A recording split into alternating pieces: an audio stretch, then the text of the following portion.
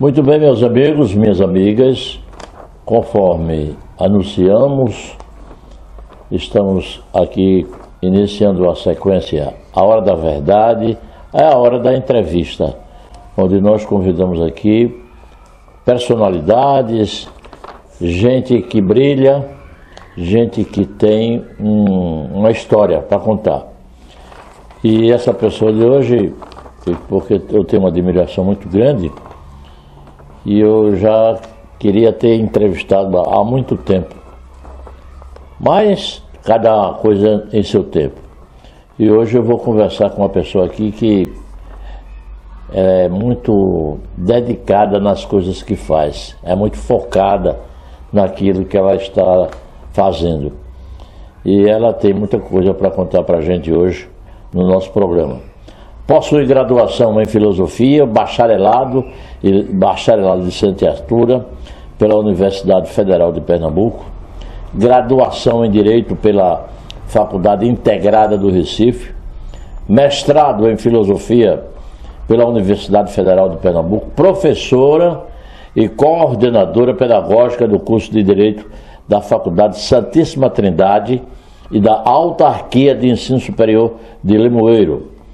Possui mestrado em Filosofia, com aprofundamento em Ética, atuando principalmente nos seguintes temas: duração moral, Bergson, trabalho infantil e direito.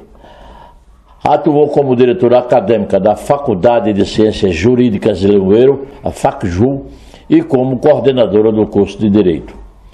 Atualmente exerce a docência nas disciplinas de Direito e Filosofia. É membro do sistema Bases INEP do MEC, sendo avaliadora credenciada para autorização, credenciamento e reconhecimento de cursos de IES, designada pelo Instituto Nacional de Estudos e Pesquisas Educacionais Anísio Teixeira, o INEP, do Ministério da Educação, compondo assim o Banco de Avaliadores do Sistema Nacional de Avaliação da Educação Superior, Bases, através de portaria 486 de 2018, publicada no Diário Oficial daquele ano. Diretora da Ouvidoria da Prefeitura Municipal de Carpina, trabalhou como secretária de Educação do município de Carpina, secretária de Administração e trabalhou como secretária da Mulher do município de Carpina até março deste ano. Ufa! E essa é a nossa convidada de hoje, uma pessoa muito dada, simpática, focada, como já disse, naquilo que faz, e se dispôs a vir ao programa e o Debrando Marques para a gente ter essa conversa. Eu estou falando aqui da minha amiga Isaura Pessoa, que por coincidência tem o meu sobrenome, o meu segundo sobrenome, que é a Pessoa, mas não somos da mesma árvore genealógica. Isaura Pessoa, convidada de hoje do programa, nesta sequência A Hora da Verdade, mas não é bem a hora da verdade para puxar, nem colocar em situação difícil, não. É uma conversa amistosa, é uma conversa para a gente dizer quem é a pessoa, de onde veio. Na verdade, ela não nasceu em Carpina, conforme algumas coisas que já foram me ditas aqui em off, mas filha de um conhecedor, filha de um bancário que passou aqui pelo Carpina, uma pessoa muito dada, uma pessoa simpática, foi gerente do Bandep aqui, Kleiber, né? Mas ela é da cidade aqui, da zona da Mata Norte, da Mata Sul, que é de Vitória de Santo Antão. Vou conversar hoje com Isaura Pessoa. Um prazer, uma honra muito grande recebê-la aqui no nosso modesto programa, para a gente conversar um pouco sobre suas atividades, sua vida, né? Isaura Pessoa. Muito bom dia, muito obrigado por ter vindo. Bom dia a você, agradecer esse momento ímpar e importante, muito orgulho mesmo, grata aí pelo convite. Muito bem. Isaura, você não é carpinense nata não, você não é... Olha, na verdade eu nasci em Garanhuns, meu pai que é de Vitória de Santo Antão. A terra do frio, né? Ele era bancário, né, já é aposentado, e aí viajava por várias cidades, e lá em Garanhuns eu apenas nasci. Depois eu passei um tempinho em Taquaritinga do Norte, foram as minhas cidades, né? Só terra do frio, né? Fiquei 1 ano em Garanhuns, depois mais 2 anos em Taquaritinga e vim para Carpina com 3 anos de idade. Aqui eu me alfabetizei, aqui eu cresci, me casei, tive meus filhos. Hoje eu tenho 50 anos. Então meu pai sempre brinca comigo. Mas eu não perguntei isso aí. Meu pai sempre brinca comigo, ele faz assim, olha Isaura, Jorge de Altinho não nasceu em Altinho, mas ele é Jorge de Altinho, então você é Isaura de Carpina. Porque Jorge de Altinho, na verdade, é de Olinda, né? E aí ele foi trabalhar lá e ficou Jorge de Altinho. E eu sou Isaura de Carpina. Isaura, você, esse seu currículo aqui é invejável, não é? Obrigada. Uma pessoa muito aprofundada aqui nas letras, nos conhecimentos. Eu também tenho 2 livros publicados, viu? E a escritora também, olha. Escritora também. Pode dizer o título dos livros? Um é sobre trabalho infantil, na área jurídica, né? E outra é na área de ética, a formação do sujeito moral na ética. Livros de conhecimentos jurídicos, né? Um é jurídico e outro é filosófico, ética. Filosófico. Muito bem. Na área que você disse aqui que você é filósofa, você atua? Atuo, eu sou professora de filosofia, gosto de pensar bastante, refletir, escrevo, faço vídeos sobre o tema. E que como advogada? Como advogada, eu militei até 2019, 2020. Por conta das secretarias, existe uma lei que impede que o advogado ele advogue naquele município por conta de sua influência política. Então eu fiquei sem advogar durante esse período. Já não sou mais secretária, mas ainda não voltei à militância. Mas continuo sendo advogada, tenho o meu número da OAB, pago, né, a minha anuidade da OAB e sou advogada. Sim, esse impedimento que houve é da própria lei. É um impedimento legal, porque a lei entende que uma pessoa que tem um cargo de forte influência, de primeiro escalão político, ela tem influência política no município. Com certeza. E aí, por conta disso, nós, advogados, ficamos impedidos de advogar. Agora, apenas no município. Eu poderia advogar... Na área do município. Fora do município, você pode exercer. Porém, eu deleguei os meus processos para amigos meus que também são advogados, porque realmente toma-se muito tempo. Foi até 2019? Até 2019. Oi, Isaura, eu estou conversando aqui, pessoal, com a último cargo público dela aqui, foi deixado por questão de foro íntimo, foi a Secretaria da Mulher, uma secretaria muito movimentada. Mas eu quero saber também que você passou pela Secretaria de Educação do município de Carpina. Deixa eu ver, a Secretaria da Educação foi de julho de 2019 a dezembro de 2020. Exato. Como é a questão da educação naquele período que você passou aqui? Olha, as escolas, os prédios. Eu fui a secretária da pandemia, imagina. Fui. Não é? E foi uma experiência insólita e maravilhosa para mim, uma grande oportunidade. Como o senhor falou, meados de 2019, né? Ainda não tinha ainda a pandemia.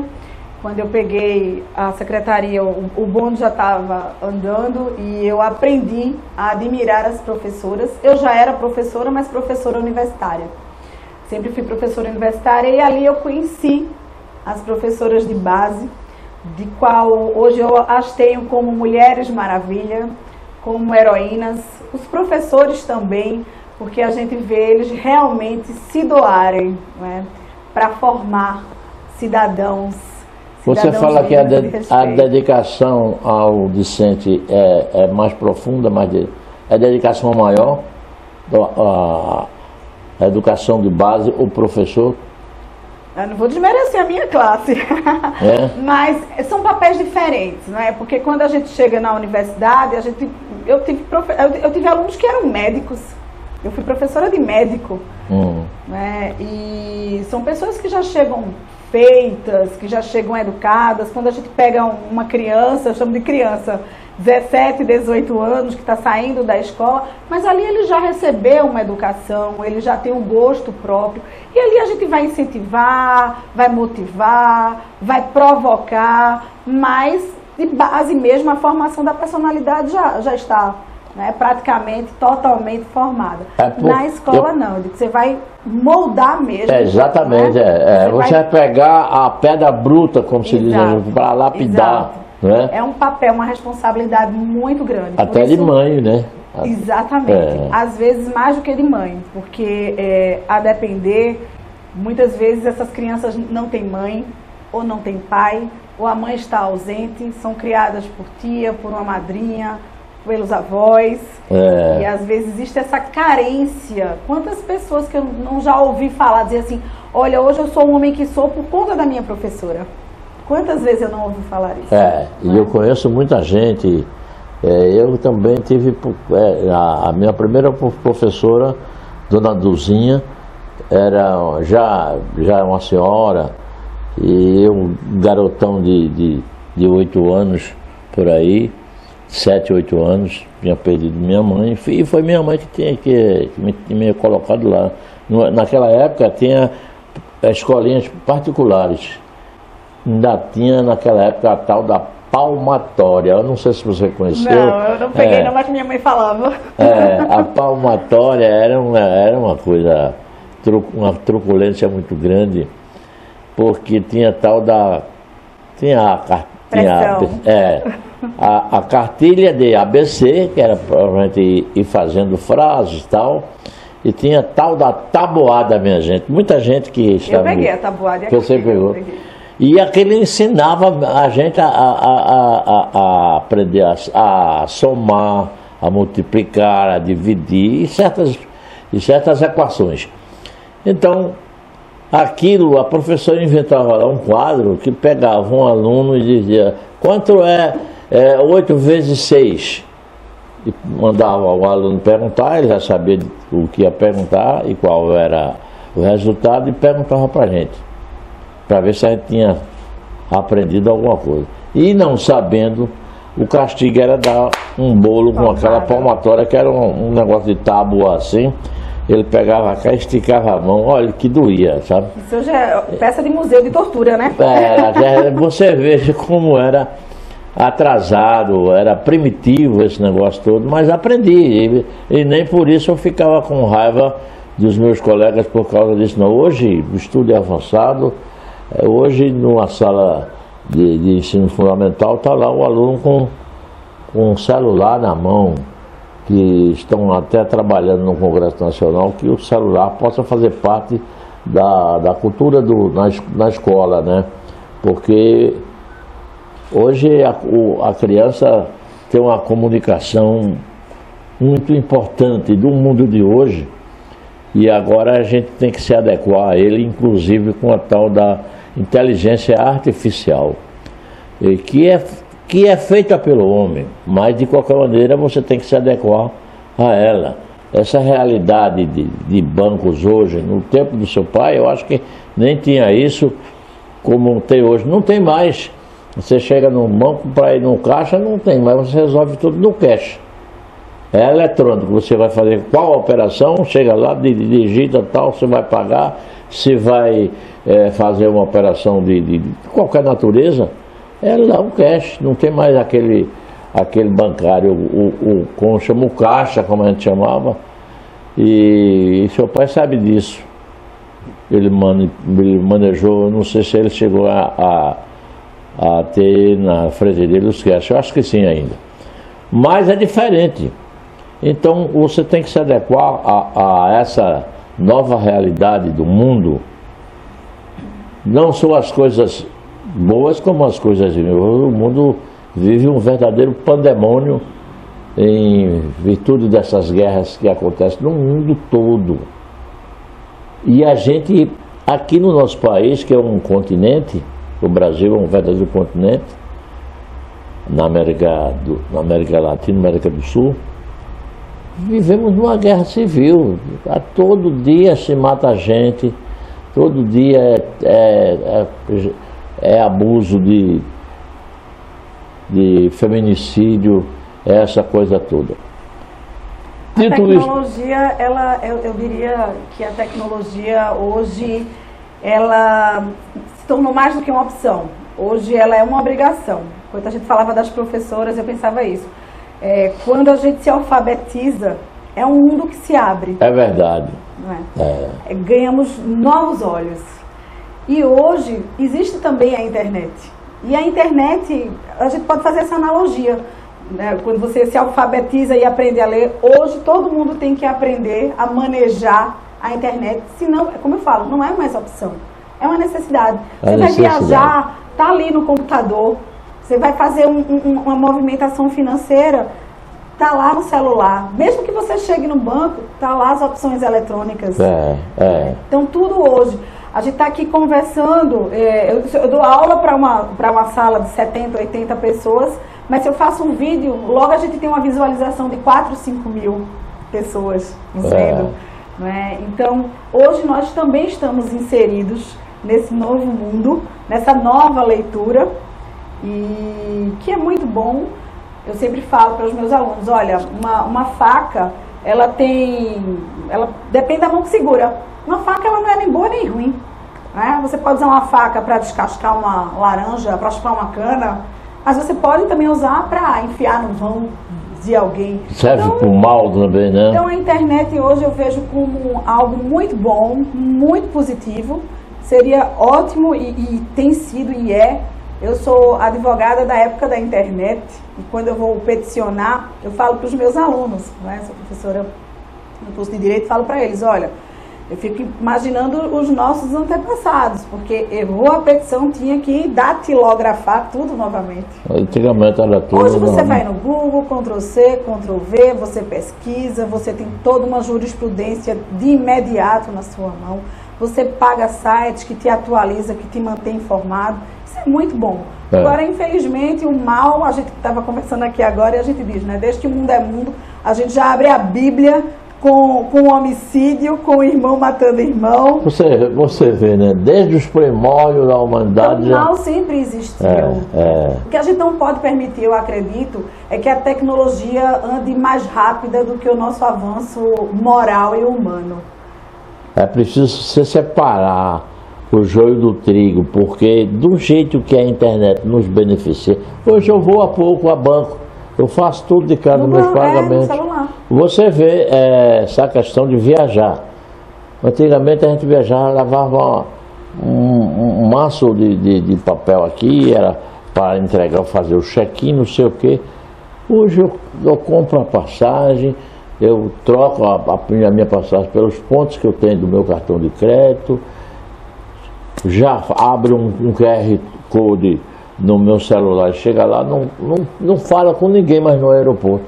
Vou direto no portão, no gate, QR Code, pá, passou, cadeira tal, tá tudo certinho. Quer dizer, facilita muito a vida da pessoa. Mas também temos que ter cuidado, porque o mal, como você disse, ele está espalhado. E pega uma ferramenta dessa, que é muito útil no mundo todo. Eu já passei por golpe, graças a Deus, eu fui orientado na hora, eu fui advertido na hora para que aquilo seria um golpe, mas clonaram a minha conta, essa coisa toda, eu tive que trocar cartão, essa coisa toda. Mas temos que conviver, porque temos que conviver com isso, com o tal do mal, porque, como você falou bem, o mal já vem desde os primórdios da humanidade. Faz parte, né? Faz parte. Vamos voltar aqui para o seu currículo, eu vou aqui devagarzinho. Aqui você tem uma tal de avaliadora do Sistema Nacional de Avaliação da Educação Superior, que é o BASES. através de uma portaria e tal. Como é essa avaliação? É do MEC, é? É, a gente faz um estudo, se submete a uma prova, uma espécie de concurso, e eu fui aprovada e sou avaliadora do MEC. Então a gente viaja pelo país autorizando ou não autorizando, e às vezes tem faculdades que já estão em funcionamento e a gente desautoriza o funcionamento. Mas a sua avaliação é sobre o corpo docente ou do discente? É tudo. Quando uma faculdade vai abrir, vai ser autorizada, a gente vai para ver o corpo docente que já está contratado, a estrutura física, a internet da faculdade, a biblioteca, toda a estrutura, desde biblioteca, banheiro, xerox, cantina, toda uma estrutura mesmo. No geral, né, do edifício. E ali a gente dá uma nota e essa nota vai ser atribuída à faculdade e a depender da nota ela será autorizada a funcionar ou não. Quando a faculdade já está funcionando, aí a gente também conversa com o corpo discente, pesquisa para ver a veracidade das informações. Mas são vários avaliadores que vai no caso desse? Sim, ou... Não, vão 3. 3? Em regra vão 3. Certo. 2, 3. Né? Às vezes acontece de apenas 2. E aí eu avalio no Brasil todo, com exceção de Pernambuco, porque você não pode avaliar as faculdades da sua origem. E aí, no caso você tem que viajar estados do Brasil, menos Pernambuco. Que coisa interessante, muito interessante. Na sala de aula, também atuou como diretora da Faculdade de Ciências Jurídicas de Limoeiro, que é a FACJU, e como coordenadora do curso de Direito. Nessa FACJU em Limoeiro, coordenadora? Lá em Limoeiro é uma autarquia, bem antiga, bem conhecida. Isso, né? É particular, né? Não, ela é pública, ela é uma autarquia. Agora ela é paga porque ela é uma autarquia e uma autarquia ela é autossuficiente. Ela não vive, né, da renda da origem pública. É mista, né? No caso é misto. Ela é uma autarquia. É subsidiada. Paga, a faculdade paga. Ela nem é subsidiada, porque uma autarquia significa autossuficiência. Então, ela é pública. Entrei lá, sou efetiva, entrei lá mediante concurso, mas todas as mensalidades que os alunos pagam é suficiente para mantê-la. Claro que às vezes é necessário um aporte financeiro, né? E lá a gente trabalhou para implantar o curso de Direito, do qual muito me orgulho, né? A gente trouxe aí esse curso de Direito, sou professora de lá até hoje, mas no momento estou afastada. Agora vamos voltar um pouco ao tempo. Você veio para cá cedo, que você disse que saiu de Garanhuns, que é conhecida como a nossa Veneza, como a nossa Suíça, né? Suíça brasileira, e de lá foi para outro lugar mais frio, onde que é Taquaritinga do Norte, a Dália da Serra, que lá eu já visitei várias vezes Taquaritinga. Não é tanto frio como Triunfo, porque Triunfo é o ponto mais alto de Pernambuco, é o mais frio. Mas Taquaritinga, você acordando ao amanhecer, você tem um ditado lá que se chama "a serra está cachimbando", porque está aquela fumaça pelo meio da cidade. A serra está cachimbando. Eu passei lá algum tempo,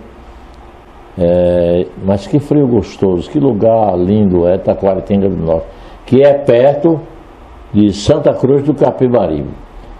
Aí você foi para Taquaritinga e seus estudos começaram lá ou quando veio para cá?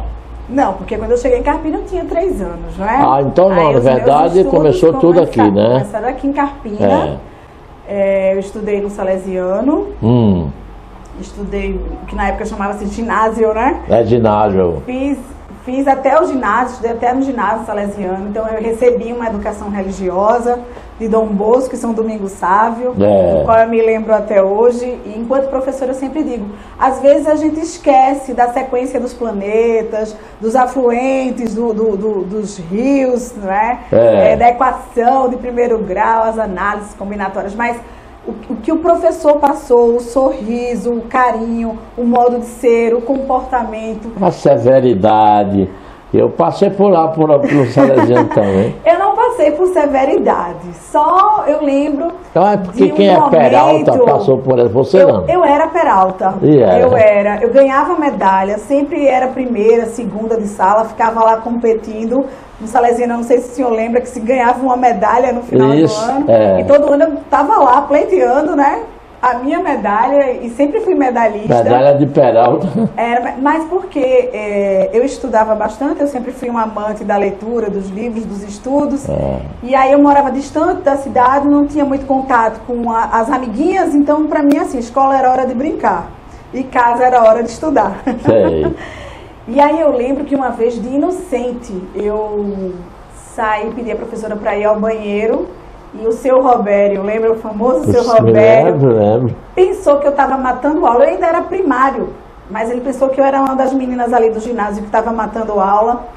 E aí ele, o que é que você está fazendo aqui? Gritou comigo, né? Era uma figura austera, né? Ele não era meu coordenador ainda porque eu era do primário. O que você está fazendo aqui?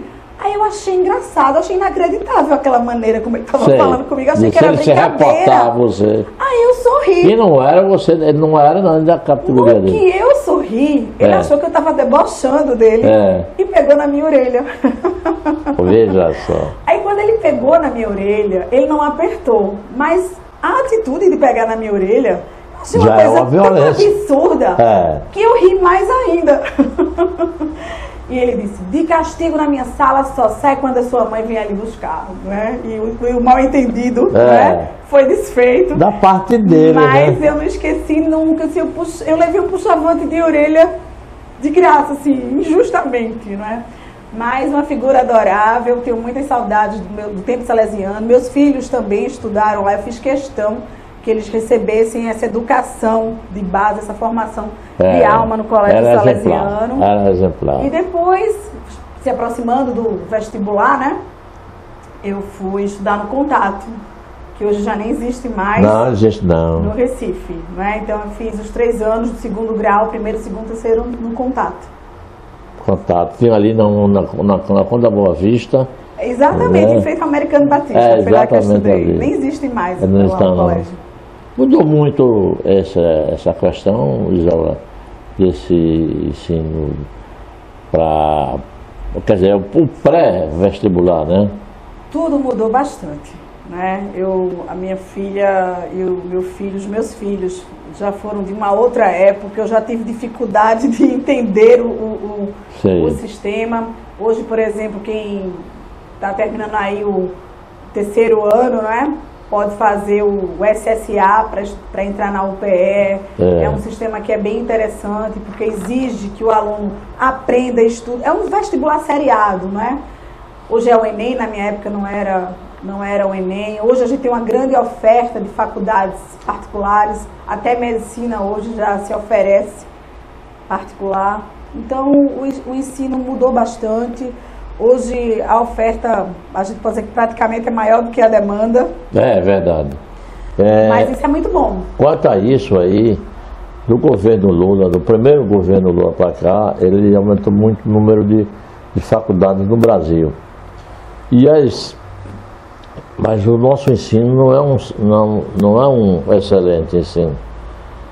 Crianças que saem da sala de aula hoje, nesse fundamental, às vezes sai sem saber unir as frases para decifrar. Às vezes a criança lê, mas não sabe o que aquilo significa. Ou na matemática também, e vai proibido, como o governo Lula, isso é proibido desclassificar a criança na escola, como chama, quando a criança não passa, reprovar. O que eu acho isso não é legal. Hoje a escola, muitas crianças no primário, ela vai mais pela questão da merenda, também. Não é? Não tem em casa e ele vai passa o tempo, o ensino, no ensino básico ele passa o regime integral, volta para casa à tarde, chega pela manhã e vai à tardinha para casa e não aprende nada. Olha, nada é exagero, aprende-se muito, mas eu acho assim, a nossa educação ela ainda tem muito que debater. Hoje a gente vive nesse conflito de pragmatismo e psicologia, sabe? Eu como professora, outro dia, há bem tempo atrás, eu colocava notas vermelhas na caderneta e aí o diretor vem e fala assim, olha, não pode botar mais nota vermelha na caderneta, é discriminação, tem que ser tudo igual, tem que ser tudo azul, não é? Então, assim, a educação, ela é necessária. Eu acredito que no Brasil cresceu, progrediu bastante. Eu sou professora universitária desde 1996. Eu comecei ensinando na própria Universidade Federal de Pernambuco, fui professora na Universidade Federal de Pernambuco e concomitante eu era professora aqui de Limoeiro. E eu dizia para os meus alunos, vocês têm a mesma professora da Universidade Federal de Pernambuco. Eu ainda verdinha, eu dava a mesma aula, mas eu avaliava da mesma forma. E a gente vai amadurecendo e vai debatendo, sabe, Delbrando? Que a gente não pode, às vezes, exigir da mesma forma de alguém que está bem alimentado, que chega na escola de carro, no ar-condicionado, que vive para estudar, de um menino que mora, às vezes, 5 quilômetros da escola, né, que sai sem comida, que sai sofrido, de um pai ausente, de uma mãe que às vezes está entregue até à marginalidade também.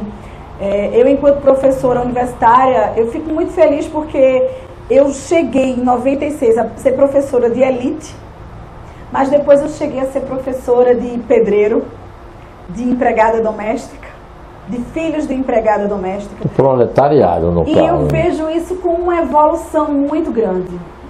A gente abrir oportunidades, porque eu aprendi estava até falando essa semana para os meus alunos, dizendo assim, olha, a questão da hermenêutica, da interpretação, é muito bom você interpretar uma pessoa, para não dizer julgar uma pessoa, dizendo assim, se eu fosse ela. Mas o importante é você estar lá no lugar dela para julgar ela. A famosa frase, o ponto de vista é a vista a partir de um ponto. Então não é aquele que está lá e eu aqui na fresca, julgando, apontando. Então eu digo que Deus é muito justo porque Deus é muito empático.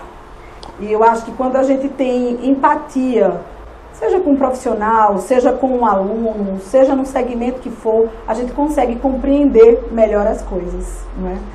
E eu fico muito feliz quando eu vejo pessoas na gestão que têm sensibilidade, porque se tem sensibilidade vai ter empatia. E se tem empatia é mais fácil de entender o processo. E ter humildade para aprender tudo isso, porque o mundo é uma escola. Para mim a principal escola é o mundo.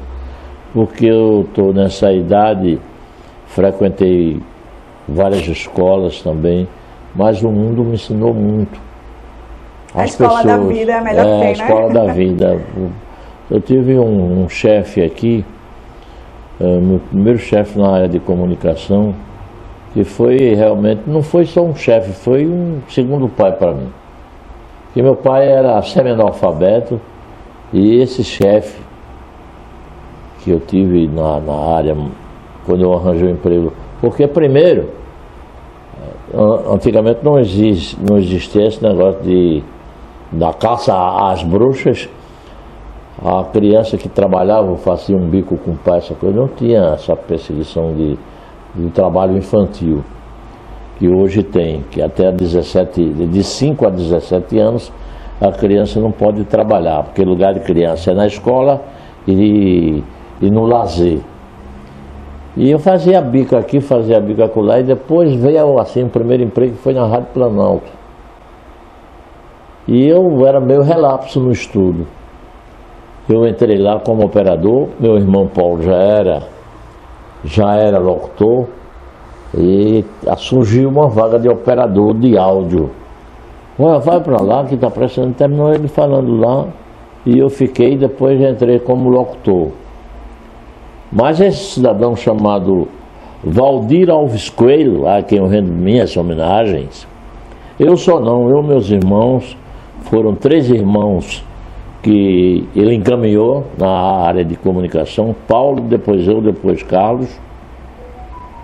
E muita gente, aquilo foi uma faculdade para a gente aqui, a Rádio Planalto, que eu lamento muito a sua extinção, o seu desaparecimento do mundo, que foi a primeira emissora aqui da região, onde nós já éramos ouvidos no Sertão, Tabira, Afogados da Engazeira, em muito lugar onde as ondas do Rádio Planalto chegavam, porque naquela época não tinha esse volume de rádio que tem hoje, rádio universitária, o FM, não sei o que, em qualquer lugar tem um... Fora a internet, né? Agora a internet, sim. Que ganha da televisão.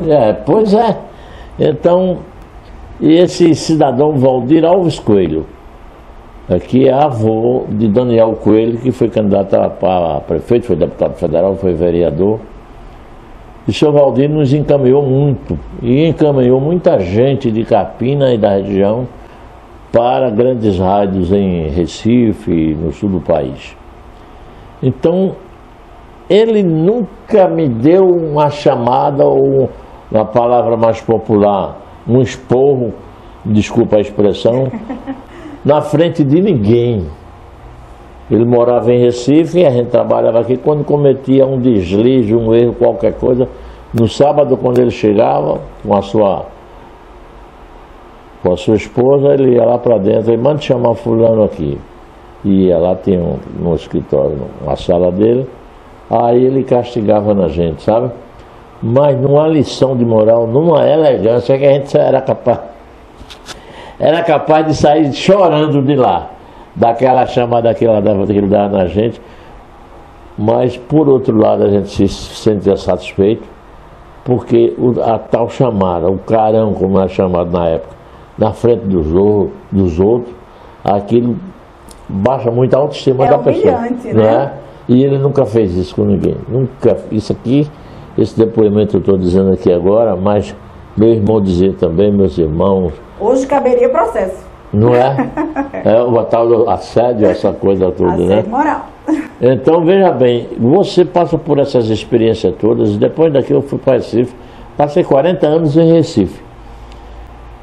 Televisão, rádio, fui diretor do ginásio de esporte Geraldo Magalhães, o Geraldão, fui diretor de uma companhia federal que era a Cibrazen, que agora é Ecobal, do Ministério da Agricultura, fui do governo do estado, da prefeitura do Recife, mas tudo me serviu de experiência, sabe? Preguei gente boa, e a gente sabe que em todo e qualquer lugar, qualquer segmento, tem gente que quer ver a sua queda. Tem colega que diz que é colega seu, mas quer puxar o seu tapete. Você sabe disso também. Mas, Isaura, eu vou fazer um breve intervalo. Me permita chamá-la assim de Isaura, porque sim, claro. Eu fico mais à vontade. A gente vai fazer um intervalozinho, mas voltamos logo para nossa conversa. A gente vai tomar um gole d'água e voltamos já já com a sequência A Hora da Verdade.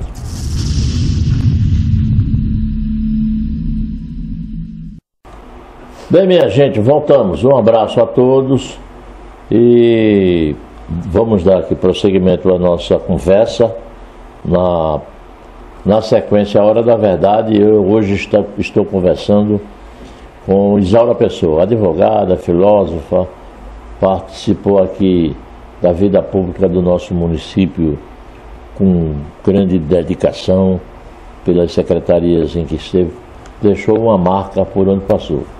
Mas antes de voltar à nossa conversa, eu queria pedir para vocês se inscreverem no nosso canal, programa aí o Debrando Marques, toca lá no sininho e você fica já sabendo o que acontece no nosso programa, nas sequências que nós temos aqui com Ramos Silva, Papo Rápido, com o doutor Ney Araújo, que é um doutor advogado, previdenciarista e trabalhista muito preparado, e os conselhos que eles dão na sua sequência é muito importante. Além de participações de amigos, como Carlos Peruca e outros, e também as sequências de mosaico cultural, que é muito interessante nós mostrarmos a nossa cultura regional e algumas coisas também do Brasil. Então inscrevam-se, toque lá no sininho, programa Hildebrando Marques, todo sábado, e fica lá armazenado para quando você puder assistir. E a gente agradece demais por isso. Eu já estou inscrita. Está inscrita? Graças. Bom, prosseguindo aqui, agora nós vamos conversar com Isaura Pessoa, conversar sobre a sua vida pública. Ela foi secretária de Educação, e isso a gente já falou aqui das dificuldades, porque ela pegou um período muito sacrificante, que foi exatamente no começo da pandemia. Criança não ia para a escola, faltava, e isso eu sei que foi muito difícil para qualquer gestor. Mas você também foi secretária de Administração e foi secretária, por conseguinte, da Secretaria da Mulher. Vamos falar da Secretaria da Educação, que cuida dos servidores municipais, das suas tarefas, das suas obrigações, do atender bem ao público, porque ganha para aquilo, né, para atender bem ao público. Fale dessa sua experiência. Olha, no momento da pandemia, a minha maior luta foi que a educação chegasse às crianças. E aí, a internet ajudou bastante. Vamos fazer vídeos, mandar vídeos para as mães das crianças e os celulares das mães ali. E foi um momento ímpar também, porque muitas mães diziam: eu estou assistindo aula, eu estou vivendo novamente meu período de infância, eu estou aprendendo. Foi um momento de interação das mães com os próprios filhos, porque as crianças ficavam com os celulares da mãe, a mãe estava ali para ajudar. Então foi um momento de muita aproximação. Eu quero agradecer bastante a promotora do nosso município, Silvia Câmara, que uma amiga, uma parceira que estava sempre ali me ajudando a forçar a barra, dizer às professoras que elas tinham que fazer os kits de tarefas que a gente mandava para as casas, uma vez a cada 15 dias, depois uma vez semanalmente. As mães iam buscar essas tarefas, levava para os filhos fazerem, levava de volta, tudo com muito cuidado, porque até o papel podia estar contaminado. É verdade. E a maior luta mesmo foi a questão da merenda. A gente tinha que confeccionar. A Secretaria de Educação acabou virando um QG, né? Era uma estratégia de guerra mesmo para fazer a distribuição de todos aqueles alimentos. E para mim foi uma época muito sublime mesmo, quando eu descobri a minha força, porque a gente fazia, em tempo de 2 dias, a gente tinha que produzir 5.000 kits. Então as minhas técnicas da educação, elas trabalhavam botando lá feijão, arroz, leite, açúcar, macarrão. A gente ia produzindo, chegava os caminhões, a gente tinha que ver a validade dos produtos para ver se estava tudo certinho. Era época de eleição, para complicar a nossa vida, ainda tinha toda uma fiscalização. Nessa época já tem escola integral ou Isaura? Não. Tínhamos a creche Zitilapa, né? Mas a escola integral não foi na minha gestão, não. Mas chegavam as verduras, as frutas, a agricultura familiar, que a gente tinha que distribuir de forma muito rápida, porque imagina que uma macaxeira no instante escurece. Né? As frutas verdura murcham. E fruta são perecíveis, então, né? Então era uma força-tarefa, todo mundo vinha, ajudava, a gente precisava de vários carros para disparar para a zona rural, era preparando e era toda uma logística, né? Eu virei administradora né? de distribuição de alimentos mesmo. E a Secretaria de Administração? A Secretaria de Administração foi muito rápido, eu aprendi bastante sobre administração, é uma secretaria que é o coração, né, do município. Ali você vai cuidar de várias pastas, de vários assuntos, do patrimônio do município, das compras, da licitação, do recurso humano. É uma pasta grande, mas que a gente também tem a grata surpresa quando chega lá de ter pessoas capacitadas, competentes, que já está fazendo a roda moer E aí a gente só tem que cuidar mesmo que permaneça, cuidar conhecer os pontos nevrálgicos ali para dar continuidade. Não é tão envolvente como uma educação, é um trabalho mais burocrático. Sim, aí daí, da Secretaria de Administração do município, o gestor principal de Botafogo, prefeito Botafogo, lhe encaminhou para a Secretaria da Mulher. Nessa aí você teve um desempenho extraordinário. Conta aí sua experiência como secretária da Mulher do município de Carpina. Muito obrigada pelo desempenho extraordinário. Eu digo que realmente foi um presente na minha vida. Nasceu uma nova Isaura, porque na Secretaria de Educação eu aprendi muito. Tive o contato com as professoras de escola, porque até então eu só conhecia o ambiente universitário. Mas na Secretaria da Mulher eu fui para a rua. Eu fui conhecer as pessoas de perto, me dei conta que vivia numa redoma e eu fui sentir. Ou seja, você deixou o birô de lado e foi para a rua. E aí, como mulher sensível, eu fui conhecer a dor das mulheres. E a compaixão é exatamente isso, você sentir com. Né? E eu sentir com a dor, as dores, porque são muitos tipos de dores.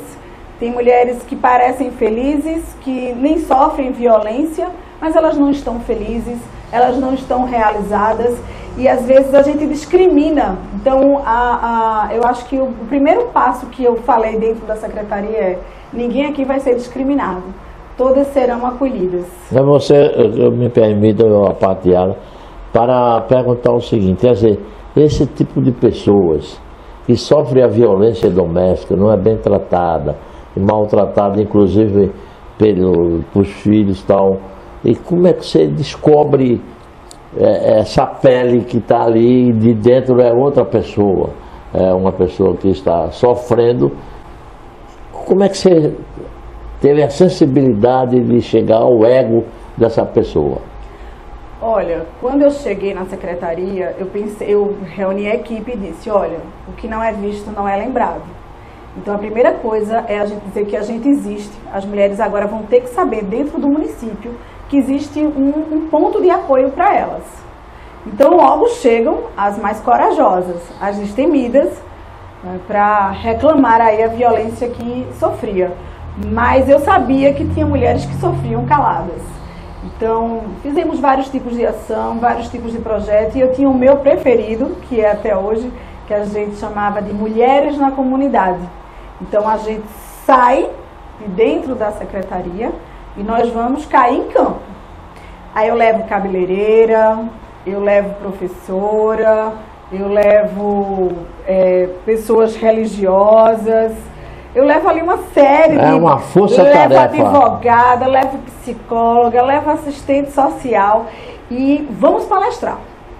E ali palestrando, tem umas que a lágrima já denuncia, eu fico arrepiada. Toca. A lágrima já denuncia, tem outras que ficam olhando com muita atenção e ali a gente já aponta. E outras mais arredia, né? Então, ali a gente já aponta, já senta, e quando você começa a conversar, aí ela já desarma, não é? Depois a gente foi fazendo também cursos dentro da secretaria. Isso que eu queria perguntar, porque eu gosto às vezes de frequentar uma feirinha artesanal que foi criada lá na Secretaria da Mulher, e vejo muita coisa interessante, inclusive uma das minhas irmãs, Simone Marques. Um beijo, viu, Simone? Ela me fala muito bem desses cursos que você implementou lá, e ela participa e vai para a feirinha e tal, vai o filho dela também, o Marquinhos, e todos falam bem desses cursos, né?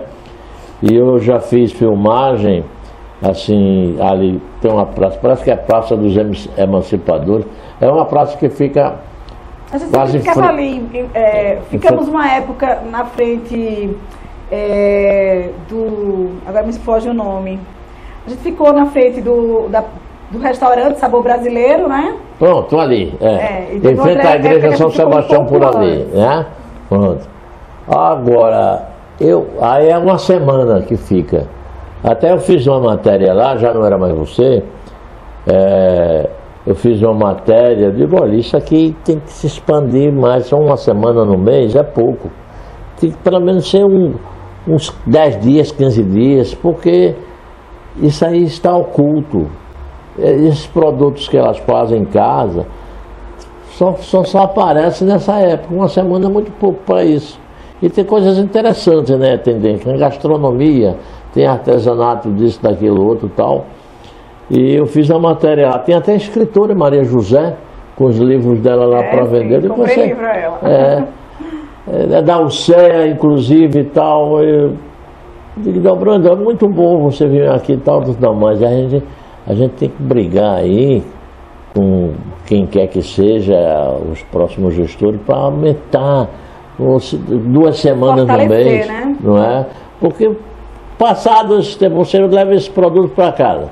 Se não for seus amigos vai lá para ver, que sabe que você faz aquilo, só daqui a outra feirinha dessa. Olha, é uma maravilha aquilo, tem gastronomia, tem tudo, né? Então, a gente estava saindo da pandemia e eu, ouvindo as mulheres, eu via que muitas vezes aquelas mulheres se submetiam à violência doméstica porque não tinham para onde ir. Então, vamos empoderar as mulheres. Sim, você diz assim, ela não tinha como sair de casa? Muitas mulheres se submetem àquela situação porque elas não têm para onde ir. Ou seja, se submete aos caprichos do masculino. Se submete, pior do que capricho, se submete mesmo à violência. Porque o machismo é um tema que a gente discute bastante. E eu sempre falo, Ideobrando, tem homens que são machistas, mas não é por maldade, por uma cultura arraigada. Né? Nós mulheres temos. E o nosso país é machista hoje extremo. A própria Bíblia é machista. Né? Eu sou professora de História também, de Direito Romano, e eu sempre falo para os meus alunos, olha, todo o nosso direito está fundamentado em Roma. Direito civil, ele é fundamentado em Roma. E em Roma havia o pater família, que era o governador da casa. Então, a princípio, o pater família pode decidir até dar pena de morte para um filho, para a esposa, e não tem ninguém para reclamar. Muitas vezes se morria um pater família e a família toda com o patrimônio era enterrado vivo junto. Né? A gente sabe disso na história. E claro que a coisa foi se civilizando, evoluindo bastante e continuamos evoluindo. Um aluno falou essa semana para mim, professora, quando é que a gente vai dizer que a gente chegou na igualdade entre o homem e a mulher? Quando a gente não precisar mais falar sobre o assunto. Quando a gente não precisar mais falar sobre o assunto, é porque está tudo igual. Você como advogada, o que é que você acha da Lei Maria da Penha? Você acha que realmente ela... ou ainda falta muita coisa para que... A Lei Maria da Penha é uma das mais perfeitas do mundo. Ela é muito eficiente, sim, e efetiva. Mas como tudo nessa vida, ela não é perfeita. E às vezes o que falta não é a lei. Lei a gente tem, e boa. Às vezes o que falta é a aplicação, estrutura para aplicação e mais do que tudo, coragem do aplicador. É verdade. Porque muitas vezes o homem, né, a pessoa ali que é responsável, falta um pouco de firmeza, de coragem. Tem medo da mulher, tem homem que tem medo da mulher. Não, às vezes tem medo de uma represália de quem vai sofrer a pena. Certo. Né? Infelizmente o medo é algo instintivo do ser humano e às vezes ultrapassa o limite e chega à covardia.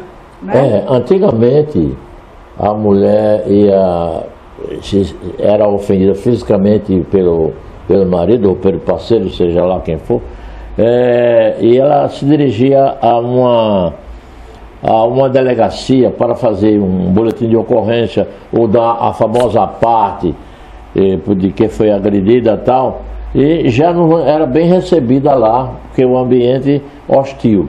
Era recebida por um agente mal encarado e tal, ou um delegado que olha assim, já vem, não é problema pra gente aqui. E com a Lei Maria da Penha, me parece que essa coisa mudou um pouco, né? Não mudou totalmente. Olha, aqui em Carpina nós temos né? Eu, enquanto cidadã, também tenho a minha disposição, né? Mas, assim, enquanto estava ali naquela pasta, liderando aquela pasta, nós tínhamos grandes parceiros. Agradecer a doutor André, a doutora Mariana, a doutora Silvia Câmara, os nossos promotores, o delegado Bruno e todos que fazem parte da equipe da delegacia. Temos mulheres que trabalham na delegacia. Eu consegui montar uma câmara técnica, essa câmara se reuniu por algumas vezes, eu não sei como é que... O que era a câmara técnica? Quando a gente funciona em rede, o que é funcionar em rede? Não é a secretaria sozinha, porque a secretaria ela não tem poder de polícia, a secretaria não vai prender ninguém.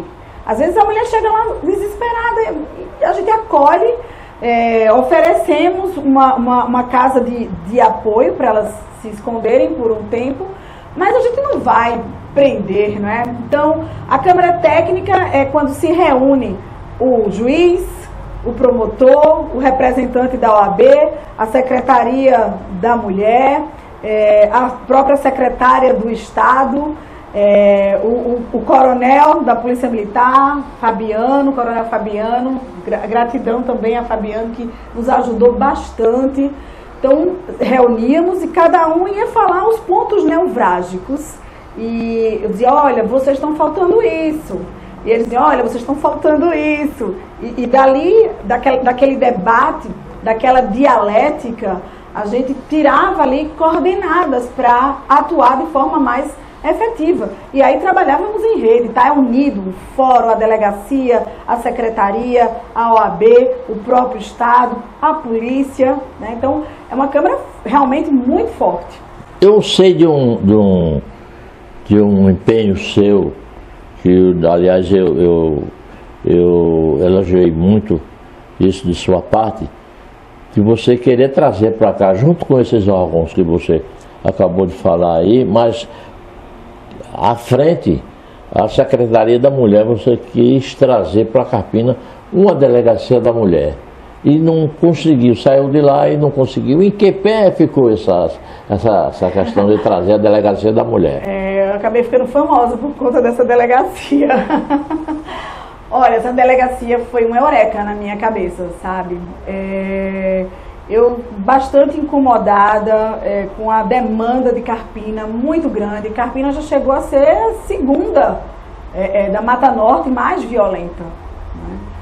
E a culpa não é da gestão, a culpa não é da secretaria. Às vezes a gente tem que ter mesmo uma força, é uma cidade grande, é uma cidade que vem crescendo cada vez mais, não é? É a capital da Mata Norte, uma região bem forte mesmo. Então, o delegado começou a falar para mim, olha, Isaura, 40% da demanda de BO aqui é violência doméstica. Quando eu saí, ele já me dizia que estava em 80, minha gente. Olha, isso que ele dizia era o delegado. O delegado. Da delegacia normal. Da delegacia da DP normal. Então, qual é o raciocínio? Ora, se o delegado tem que parar os crimes comuns para cuidar de uma exorbitante demanda de violência doméstica, atrapalha tudo. Ele nem consegue dar conta da violência doméstica e atrapalha também a própria criminalidade comum dentro do município. Então, uma vozinha disse, né, Deus fala com a gente, Isaura, você precisa fazer um abaixo-assinado. Juro que foi assim, veio aquilo. Você tem que fazer um abaixo-assinado, você vai ter que pleitear, você vai ter que pedir uma delegacia especializada da mulher. E aí a gente saiu, eu e a minha equipe, uma equipe que trabalhava bastante. Saiu para onde? Para a rua, para o comércio? Olha, eu não tinha mais final de semana. Eu não tinha mais vida própria, porque todo domingo eu estava numa igreja para catar assinaturas. Então a gente foi para a Feira Livre, a gente foi para as lojas, a gente foi para as escolas, a gente foi para o comércio, né? Então onde tivesse gente, a gente ia para as festas, mas muito bem aceita, né? Situação e oposição era tirando foto, assinando, todo mundo fortalecendo. E aí no final eu tive a grata sorte, né? Para mim é por um acaso, mas para Deus nada é por acaso. A governadora veio no ano passado para cá, acho que em setembro, outubro, não lembro bem agora, de 2023, que era o Escuta Pernambuco. E aí a minha pasta era segurança, porque Secretaria da Mulher é pasta de segurança.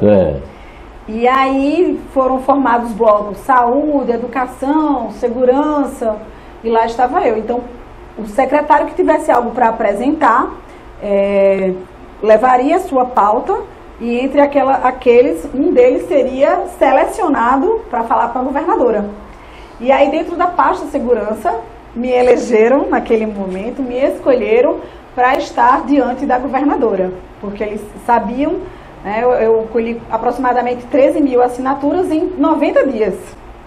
Ou seja, eu digo que se a gente tivesse passado mais tempo, se a gente tivesse ficado exclusivamente naquilo que a gente tinha, os cursos, a feira, o fórum, a delegacia, tudo isso para resolver, né? Então, tinha uns horários que a gente saía, todo mundo se espalhava. Então, nesse período, a gente conseguiu aproximadamente 13 mil assinaturas. É muita assinatura. Não somente de carpinenses, mas também como das cidades em torno. E eu já estava numa articulação que as outras cidades circunvizinhas já tinham concordado que fosse uma delegacia regional e que ela tivesse como sede Carpina. Né? E foi nesse momento que depois eu saí, mas aí eu tive o prazer de entregar esse abaixo-assinado nas próprias mãos da governadora, que eu tinha o maior ciúme, escondi em casa para não pegar fogo, para não sumir, para não roubar, porque eram muitas assinaturas, não é? A responsabilidade tirei xerox, digitalizei, mas a original só entrego eu, pessoalmente, à governadora. E aí ela veio para Carpina, eu entreguei, e a minha parte, e todos os cidadãos que me ajudaram, aqueles que assinaram, outros quiseram assinar, mas não tiveram oportunidade, mas que estão na torcida, a gente está aí até agora, aguardando, está nas mãos da governadora, e vamos esperar, porque eu ainda tenho esperança que Carpina merece e precisa. E você sentiu receptividade da governadora ao receber esse... Sim, ganhei abraço, ganhei beijo. Mas aí a partir dali já saía da minha competência, já saía da minha alçada, porque aí era entre o gestor e ela, né? Escute, você me disse aí há um pouquinho atrás de que a mulher que quando se sentia ofendida em casa, ou maltratada, ou violentada pelo parceiro, em vez da delegacia comum, eu acho que muita gente tem medo de delegacia, até o homem mesmo tem medo de delegacia. Sim, eu como advogada, meus clientes quando são chamados à delegacia, que eu preciso ir na delegacia, eles têm vergonha de entrar na delegacia. É verdade. É um ambiente hostil. Então, e procurava a Secretaria da Mulher. Sim. Para receber o apoio de vocês. A própria delegacia, quando as mulheres, tem mulheres que vão logo para a delegacia, a própria delegacia, depois de fazer o BO, encaminhava para a nossa secretaria, a gente tinha esse trabalho em parceria, e quando elas iam primeiro para a secretaria, a gente tinha técnica para acolher, psicóloga, advogada, assistente social, pedagoga, que se dirigia, a gente tinha carro próprio, motorista, tinha uma boa estrutura, uma excelente estrutura. Você deve conhecer, você viu, né? Então era uma secretaria bem estruturada, a gente se dirigia com elas para a delegacia para fazer o que fosse preciso. E você disse que às vezes até dava acolhida lá, que se ela com medo de voltar para casa, coisa desse gênero? A gente não tem a casa que acolhe, a casa que acolhe é do Estado. Então, a gente lá trabalhava, Idelbrando, as pessoas não sabem, né? A gente fala assim, a secretaria funciona de 8 às 17, mas muitas vezes a gente trabalhava de madrugada, porque algumas mulheres chegavam violentadas, fugidas, e aí a gente acionava o Estado para vir buscar essas mulheres, para levar para uma casa, onde nessa casa elas passam a ter uma outra identidade, ou seja, um outro nome, elas não entram lá com celular, elas não sabem o endereço, nem eu sabia o endereço, que é para que elas tenham proteção total. Meu sonho é que Carpina também tivesse uma estrutura dessas para acolher essas mulheres. A gente estava falando agora em Maria da Penha, e às vezes as pessoas pensam que violência é apenas física e sexual. Mas existe também a violência moral, psicológica e patrimonial, que poucas pessoas desconhecem, né? Essa violência patrimonial. Qual é? Olha, a patrimonial é quando o homem começa a usar o dinheiro da mulher, a explorar a mulher financeiramente, tá? Então tem mulheres que trabalham e não vê R$1 desse dinheiro na sua conta. O parceiro toma. O marido já pega para beber, para se drogar, para comprar um carro novo, para decidir. Que coisa, olha. Para decidir o destino do dinheiro, não é? E eu sempre falo, eu tenho uma filha de 24 anos, que muito me orgulho dos meus filhos, né? Minha filha é médica, e ela fala assim: olha, mamãe, a vida da mulher é mais cara do que a do homem. Porque a mulher tem que cuidar dos cabelos, tem que cuidar do corpo, tem que se hidratar. O homem é muito exigente com a mulher e hoje a própria mulher tem essa vaidade independente, não é? Da vontade do parceiro.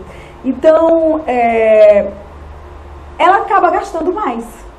É salão de cabeleireiro, é uma roupa bonita, é um sapato. Inclusive, o imposto, a tributação, muitas vezes, em cima de produtos femininos, são mais caros. Eu falo para os meus alunos, eu fui professora de Direito Tributário, e falo para os meus alunos: olha, a Gillette, aquela Gillette, né, a azul é mais barata que a rosa.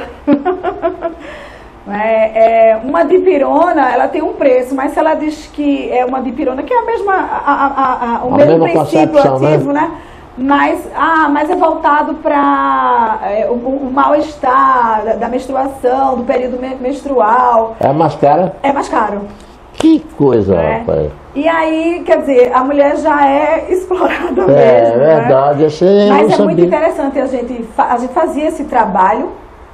E eu lembro que uma vez a gente estava num local, tinha um médico ouvindo a nossa palestra, e o médico falou assim: poxa, eu estou praticando violência patrimonial com a minha mulher e não sabia.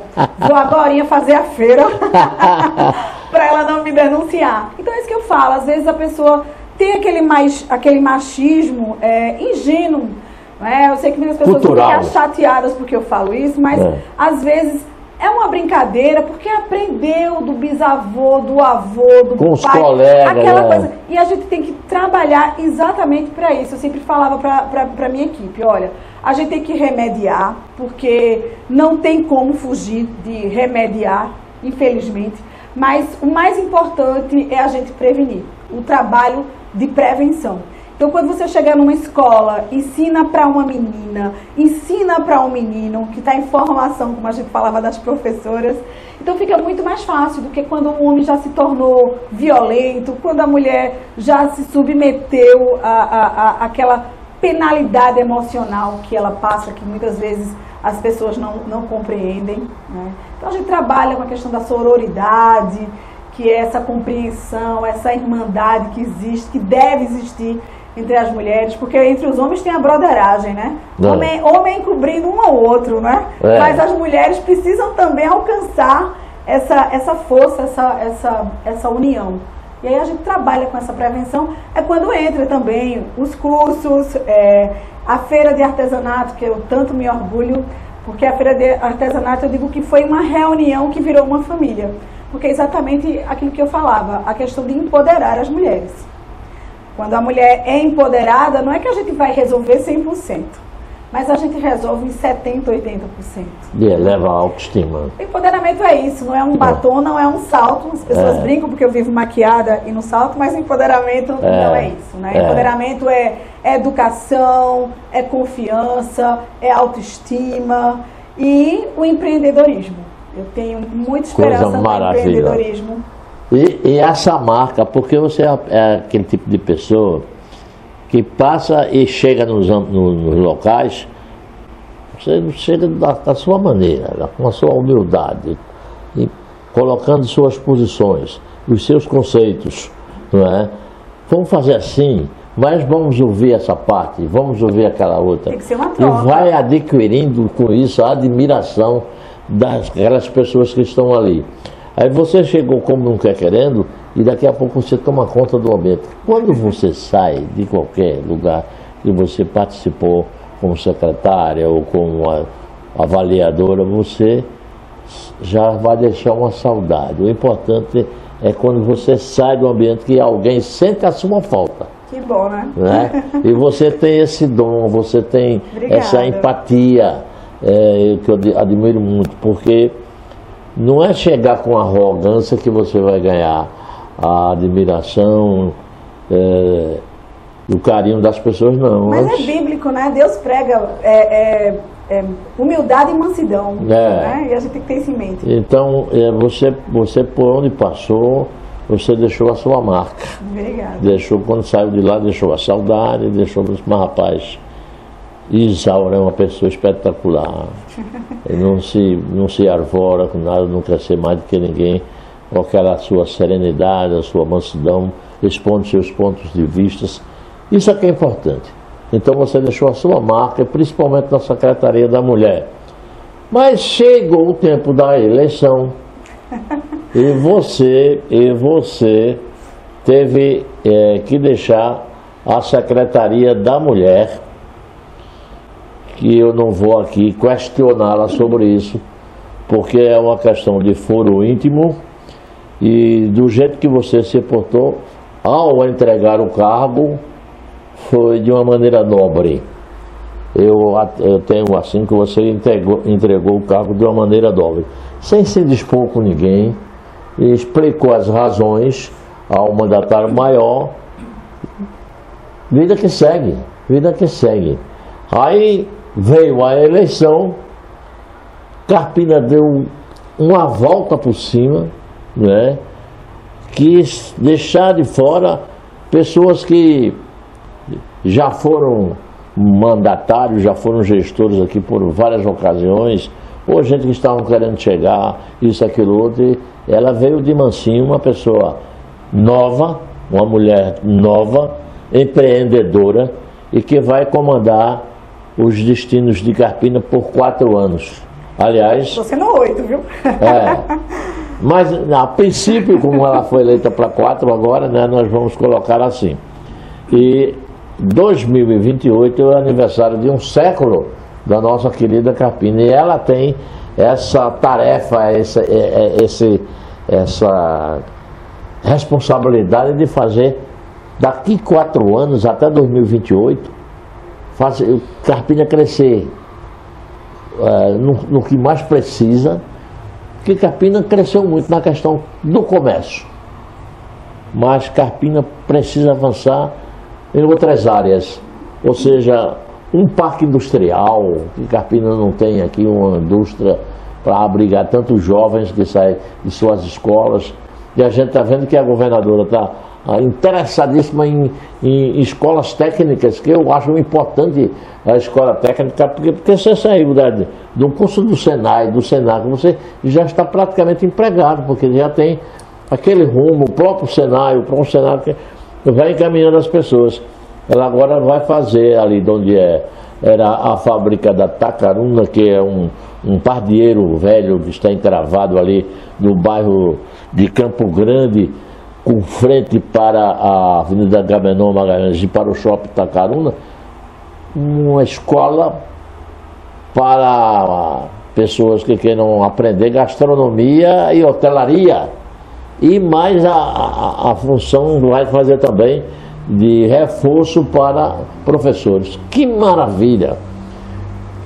E ela está pedindo mais, que haja mais escolas técnicas para Pernambuco. Você já pensou uma escola técnica em Carpina? Né? Porque às vezes a pessoa faz uma faculdade e não sabe para onde vai. Eu conheço muitos amigos meus. Meu filho mesmo, o mais velho, ele saiu, pai, para onde eu estou procurando, não tem jornalismo. Não, só tinha estágio. Pai, eu me formei, eu estou pronto, eu estou...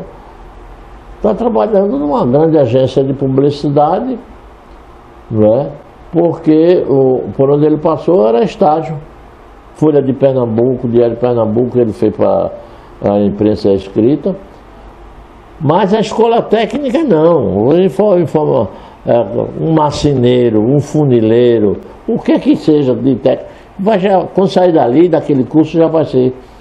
Então, a prefeita, voltando à questão da gestão da próxima gestão, a prefeita Eduarda Gouveia vai ter uma tarefa muito grande, mas eu sinto que ela tem disposição para trabalhar, porque ela andou essa Carpina toda de manhã. Com ela. Você estava com ela, né? Então, eis aí a questão que, como você esteve mais perto dela nessa eleição, deixou a secretaria por motivos óbvios, que eu não vou aqui nem colocar para você. Eu sei que você responderia com a maior naturalidade, mas eu quero evitar essa questão para dizer o seguinte: a sua esperança a candidata eleita de Carpina, Eduarda Gouveia, é pequenininha, é média ou é grande? Olha, primeiro eu quero dizer, como dizem, né, águas passadas não movem moinho. Quando eu saí, eu fiz questão de, no outro dia, ir lá no outro programa e esclareci, falei a mais pura verdade, né, não inventei nada, não falei mal de ninguém, nenhuma inverdade, né, sempre serei grata ao prefeito Manuel Botafogo, que me apresentou a vida pública, mas, como todo mundo já sabe, chega um momento que o ciclo se fecha e outro se abre, e fiquei muito feliz porque tinha uma candidata, exatamente uma candidata mulher, né? E para minha surpresa, quando eu a conheço, estava um pouco, né, mais 26 anos, tem idade de ser a minha filha, né? E hoje eu vejo como uma qualidade, é mais uma qualidade que a nossa prefeita eleita, Eduarda Gouveia, tem, né? Cada vez mais eu fui me surpreendendo com ela, e quando ela assumir a pasta as pessoas ficarão surpresas, porque é uma mulher forte, decidida, desenrolada, empoderada, que sabe o que quer, empoderada. As pessoas, é uma patricinha? Não, ela trabalha desde os 15 anos com empreendedorismo, né? Então vai poder ensinar muito para as mulheres, vai representar muito bem, será um excelente exemplo. Algumas vezes eu me sentei com ela até para a gente conversar sobre plano de governo, e ela já tinha tudo pronto, né? Se não tem nada para conversar com ela, ela já fez tudo, ela já viu tudo, mas ela ouviu as pessoas, ela chamou a sua casa para fazer o plano de governo, ouviu, trabalha ouvindo. Eu ficava chateada quando dizia assim, ela não conhece a cidade. Olha, eu cheguei aqui com 3 anos de idade e conheci Carpina com ela. Ela quem me apresentou Carpina, porque eu sempre dizia, meu Deus, a gente anda até onde o calçamento acaba e o mato começa, né? Era sempre assim, ela batendo nas portas, abraçando a todos, apertando na mão de todos, com muita humildade, sorrindo, olhando nos olhos, muitas vezes sendo muito bem-vinda, sempre sendo, na maioria das vezes sendo bem-vinda, mas outras vezes também sendo desrespeitada, sendo destratada, mas sempre lá com a garra, com a força destemida, focada de quem sabia o que queria.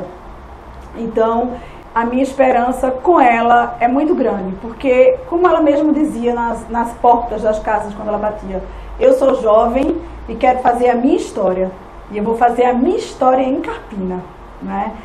E é uma pessoa do bem, é uma pessoa de muita luz, não foi à toa que as crianças começaram, né, a acompanhá-la, e ela foi juntando as crianças e juntando as crianças. Tinha um mural lá, ela tinha um mural que eu consegui ver. Olha, eu no meu Instagram, o que vem de mãe falar comigo para dar um jeito de chegar junto de Eduarda, para entregar a carta, e as crianças ficam encantadas, não é? E até fiz um videozinho no meu Insta que eu dizia assim, olha, as crianças perceberam que você é o futuro delas. Isso é muito bom. Então, ela tem grandes projetos, ela tem grandes ideias, vem com muita garra, e eu tenho esperança de ver Carpina uma Caruaru, né? A gente tem poder para isso e temos campo para isso, né? Viemos de uma boa gerência, tá? Viemos sim de uma boa gestão, de uma boa gerência, mas tem muito que fazer, e o futuro chegou agora, e a gente chega aí pegando uma Carpina estruturada, com força, para fazer futuro.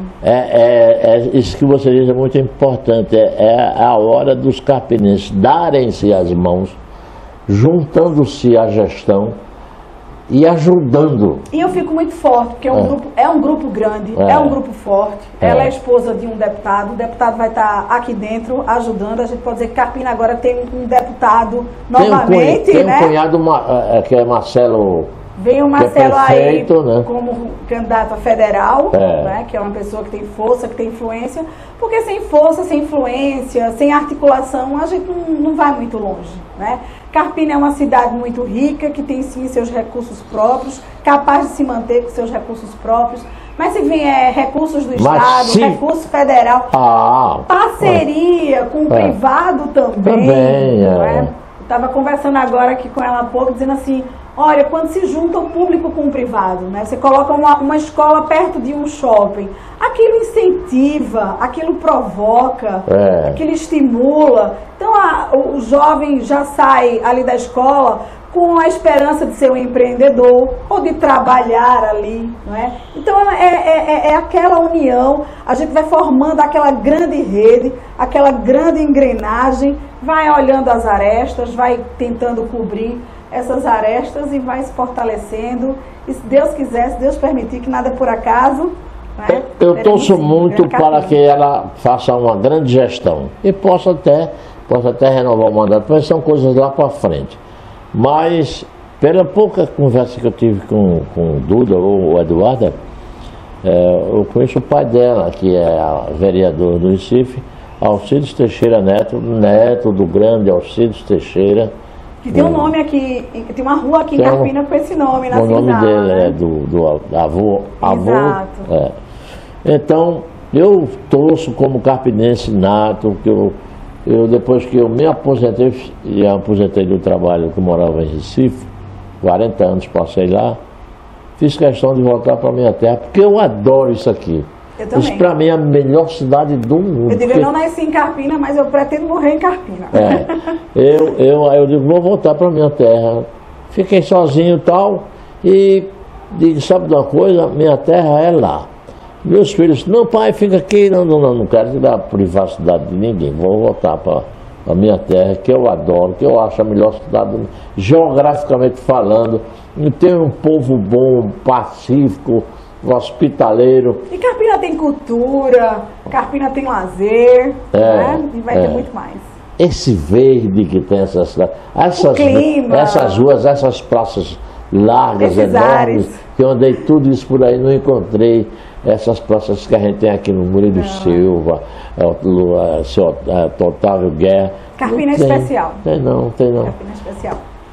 Agora estamos chegando ao final da nossa conversa, a Isaura Pessoa, e eu gostei muito, mas você tem filhos, né? Você é casada com um amigo meu que chama Danilo Coelho, que é filho de Williams Coelho e Dona Graça, uma pessoa que eu tenho uma admiração toda especial.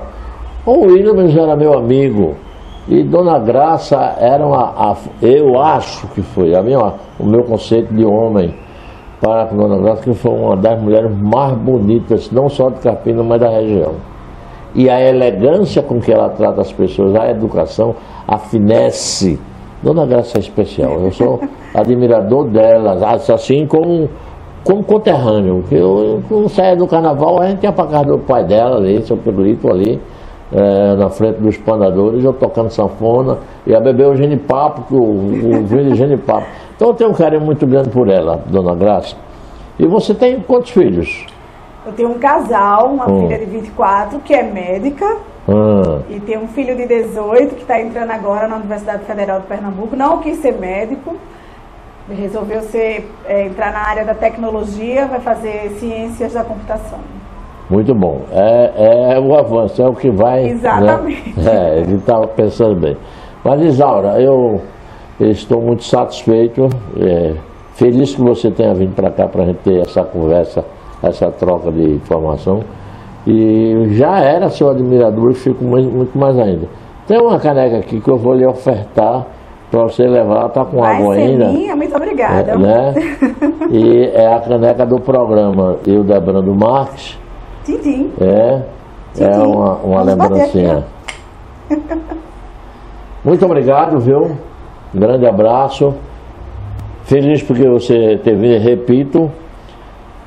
E até uma próxima.